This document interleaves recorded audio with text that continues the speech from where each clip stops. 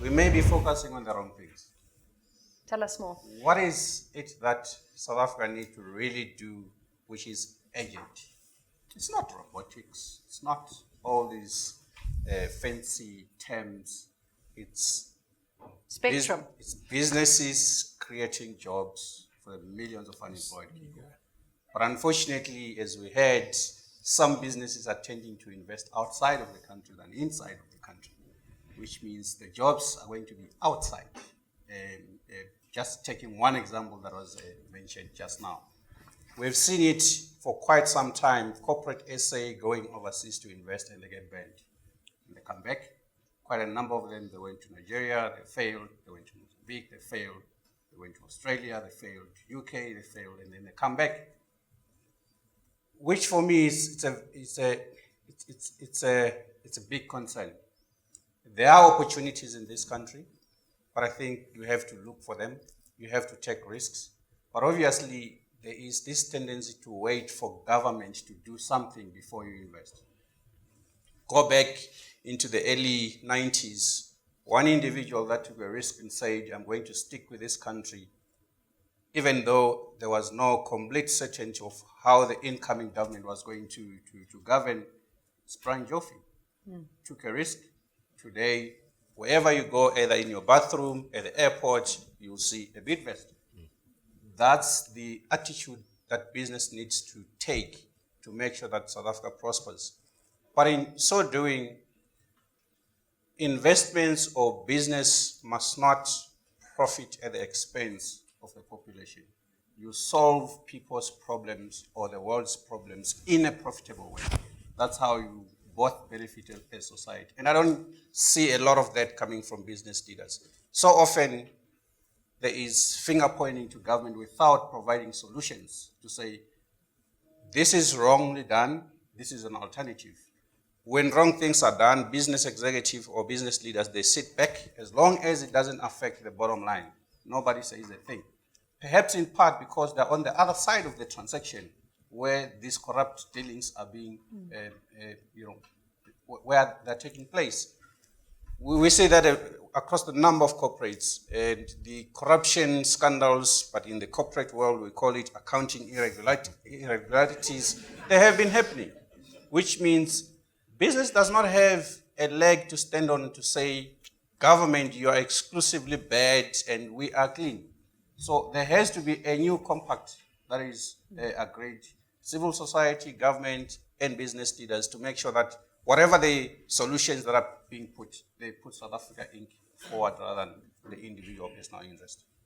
Thank you. Lawson, you wanted to comment? Yeah, and it's on the issue of the fourth industrial revolution, and I agree with what Isaah has just said in relation to that. But what concerns me is the talk of a state-led plan for the fourth industrial revolution. I mean, 4 hours is about creativity and innovation. The last place you're going to look for that is government. But that's why government's bought Mpho in. So, with all due respect, Mpho, that's the last place. And, government's role is how to facilitate that from happening. And, Ralph has spoken about the dysfunctional education system we have. How can we seriously engage with the fourth industrial revolution when our education system at primary level is as broken as it is? Government must focus on fixing what is within its capability to fix and create the framework for the fourth industrial. It's a process. It's happening. It's happening before us, and it will happen whether government finalizes the plan or not. It will happen. Government needs to find its role to facilitate and regulate. Mpho, you are not a government mouthpiece. You're welcome to bring your own perspective to this conversation.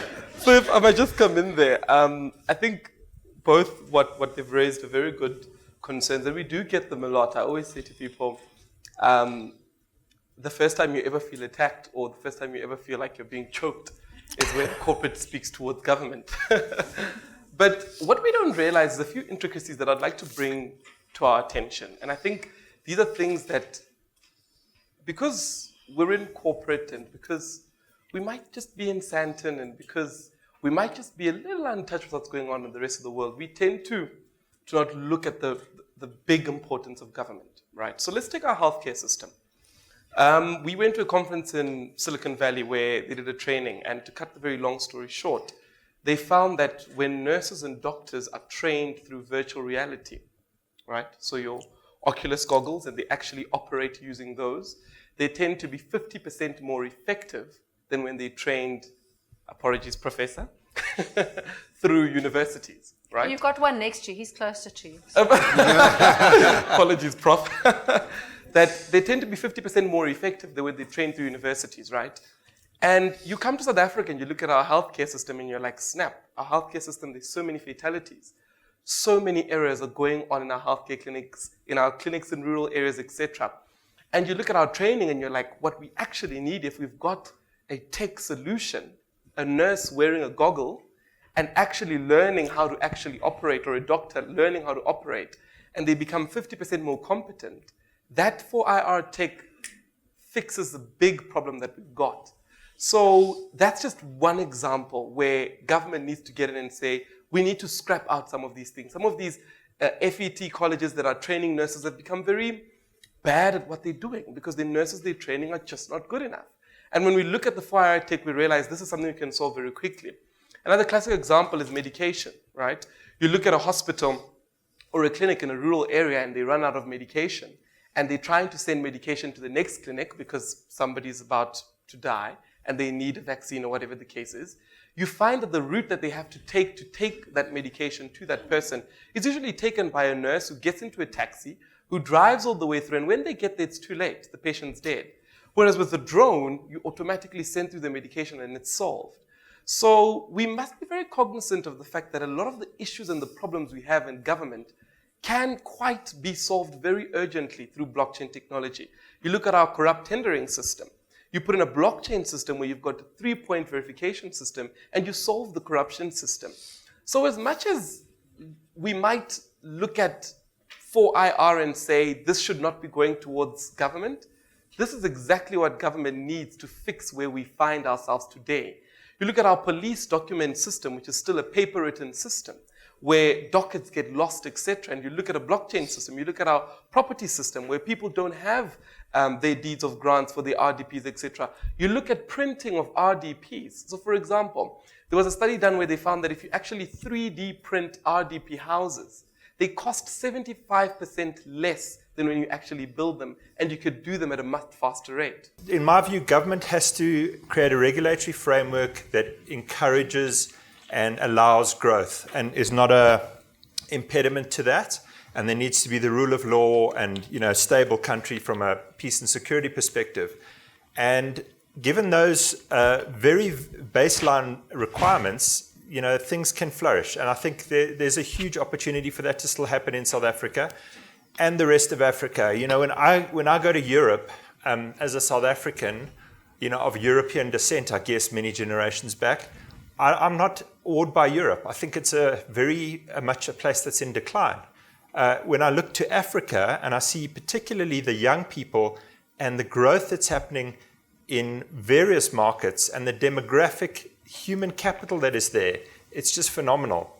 There's a story a couple of years ago, a young guy who graduated from Medunsa Medical School, and he was incredibly young. He was something like 24 or 23 when he graduated, and he'd entered at 16, and he was an immigrant to South Africa from Nigeria, and they were saying, "Oh, you're a phenomenal kid, and you got 8 A's in matric at 16, and you'd only come here from Nigeria 3 years before."